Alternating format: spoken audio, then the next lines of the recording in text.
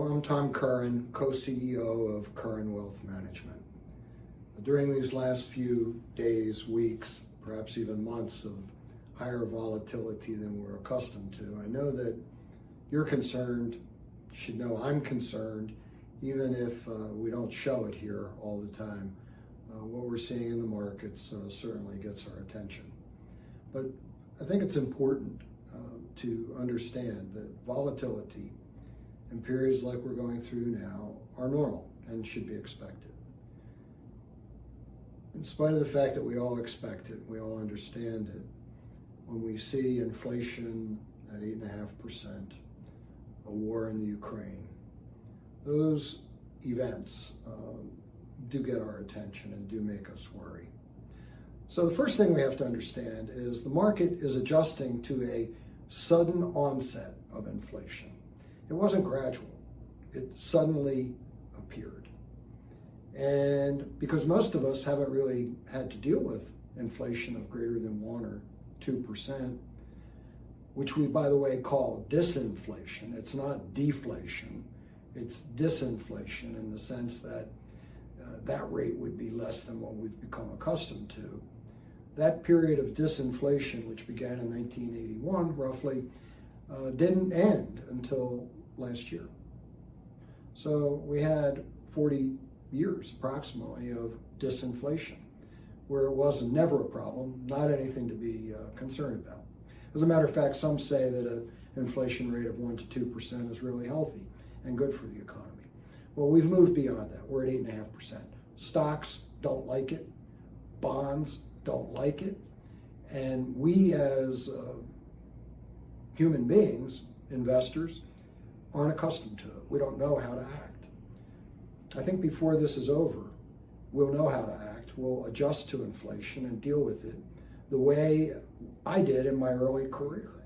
Now, the other part of this from an investment point of view is clear. We have to invest a little differently. We have to be understanding of real returns. Now, the other part of it is, what do we do as consumers? If the price of goods and services goes up by an average of 8.5%, it doesn't mean your inflation's 8.5%. It might be higher. It might be lower, but it's high. The only way we can deal with that is recognize we spend less. We redeploy the way we spend our money, or we lose to inflation in the long run. Now, the way we cope, and the way I think a lot of people are coping right now, is we look at a fairly good balance sheet we have. We look at income, which is good, and we take assets, saved assets, we take earnings that we've made in previous years, and we consume them, we use them. And that'll work in the short run. But in the long run, we've got to keep up with inflation, and we have to cut our expenses everywhere. There is no other alternative. Now, inflation specifically, we don't expect that it will continue at 8+%, but we do expect that it will continue at higher than average rates, which means more than 3.25%, 3.5%. So we anticipate inflation will go down, but not enough to really matter in terms of the way we're investing. The book that I've written, and it will be out early this summer, the book's in print now, we expect it to be here in the next 2 weeks. It's titled Investing Ahead. We have to be careful that we're investing ahead into the future, because if we allow our current feelings and emotions to drive what we do, it's not likely to work. That would be the emotional approach. It'll make us sleep better at night, but I assure you, you may sleep better tonight by doing it that way. But in 5 to 10 years, you may not sleep at all because of the consequences of trying to avoid and take steps which aren't going to work over time.